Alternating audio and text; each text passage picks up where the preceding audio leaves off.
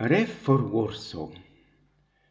Dear brothers and sisters, I climbed the Campidoglio in Rome every time I was in the Eternal City.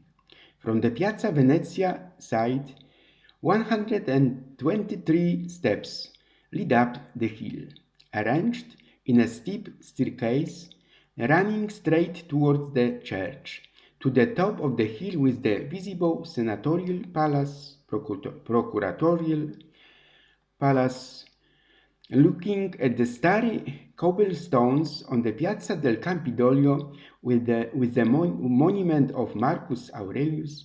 At some point I always added a step, because the terrace located behind the senatorial palace is a convenient viewpoint on the Roman Forum.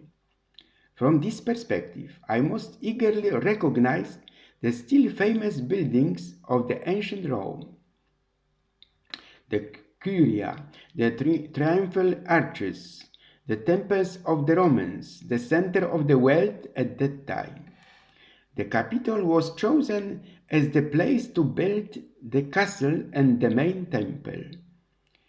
It has been like this here for 2,500 years. The Sibylline books were kept in the temple. Newly elected consuls offered sacrifices there before taking office, and triumphant leaders offered sacrifices to Jupiter. Today I have in mind yet another capital, the one in Washington, because that is where we have moved the current center of the world.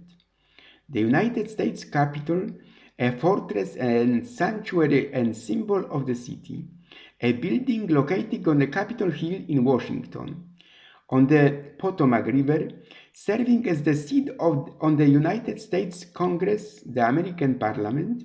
It was built between 1993 and 1865. The cornerstone for the construction was laid by George Washington.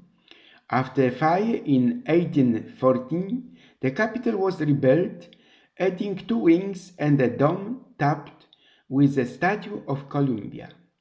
The dome of the Capitol Rotunda is decorated with the apotheosis of Washington, a huge fresco by the Italian painter Costantino Brumiti, painted in 1865. On January 6, 2021, at approximately 1 hour p.m. local time, 7 hour p.m. in Europe, after Donald Trump's speech, during which he announced that the November 2020 presidential election had been rigged and that he was the actual winner, the crowd began to march on the buildings on the Capitol grounds. Several dozen people got into fight with police officers. Then more groups broke through police cordons until they finally reached the Capitol building. Windows were smashed in the Capitol, doors were forced open, plenary chambers were destroyed, and offices were vandalized. During the fights, 5 people died and many were injured. Tens of thousands of people participated in the entire event. The world, and especially his homeland, forgave him for his past mistakes. Donald John Trump, American entrepreneur, television personality and politician, 45th President of the United States in 2017-2021, was re-elected President of the United States of America for another 4-year term. In his election programs, he assumed the renegotiation of Sino-American relations and free trade agreements such as NAFTA and the Trans-Pacific Partnership. He also advocated for tightening immigration laws and significantly reducing taxes. He spoke critically of NATO, claiming that this pact is unfavorable for the United States, and also pointed to the need for the United States to cooperate with Russia against the Islamic State.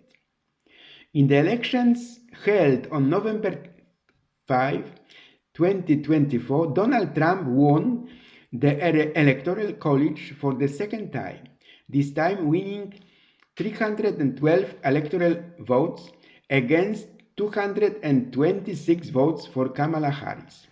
As of November 7, 2024, Donald Trump had telephone conversations with about 70 world leaders. Donald Trump will be sworn in as the 47th President of the United States on January 20, today. Then there will be balls inaugurating the new presidency in Washington City. At this point, let me say what I think now. President Donald Trump can also be very grateful to my homeland, Poland, for his happy return to the White House. When I was a teenager, my friend and I arrived in Warsaw on a spring day. It appeared sunny and snow-white bricks. I saw heroic Warsaw, doomed to destruction by foreign hands, is still writing a new history of the whole world. Let this be a testimony of my generation. My dreams have come true, you imagine. In my life, I look at beautiful Warsaw with its skyscrapers every moment that comes my way. The street lights shine on the bookstore again. I will never forget my beloved Warsaw flowers. I often brought its red carnation to friends on their name days, even in my early childhood. Dear Warsaw, when I visited you that memorable spring, I didn't hear the crickets singing among the cracks, certainly because of my shyness. But those long walks along Marszałkowska Street, Aleje Ujazdowskie, other avenue in Warsaw, by the tomb of the unknown soldier and numerous later visits, I carry them with me everywhere. You are the most beautiful. I dressed you in fashionable hats all the time, and every brick always spoke white. Finally, you stood before me as a constructive great dream. I would like to sing to you verses about human happiness higher and higher. Capital in the sun, in a snowy white. You will host President Trump as your place again. Accept from me a TikTok bouquet of red carnation and the most magical last stanzas. Because the dreams of one generation have come true to the end. Today, walking down Emily Plater Street, close to the Palace of the Science and Technique, carrying to them the exhaustible source of our inspiration. Walking, I smile at people more warmly than ever. At the same time, I promise to visit the Warsaw terraces more than once in the future, that one capital of people who like to relax day after work, the Polish center of family entertainment. Goodbye, my dear, my noble Warsaw.